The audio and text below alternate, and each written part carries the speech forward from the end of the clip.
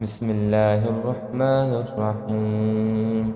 والشمس وضحاها والقمر إذا تلاها والنهار إذا جلاها والليل إذا يغشاها والسماء وما بناها والأرض وما طحاها ونفس وما سواها فألهمها فجورها وتقواها قد أفلح من زكاها وقد خاب من دساها كذبت ثمود بتقواها إذ انبعث أشقاها فقال لهم رسول الله ناقة الله وسقياها فكذبوه فعقروها فدمدم عليهم ربهم بذنبهم فسواها ولا يخاف عقباها.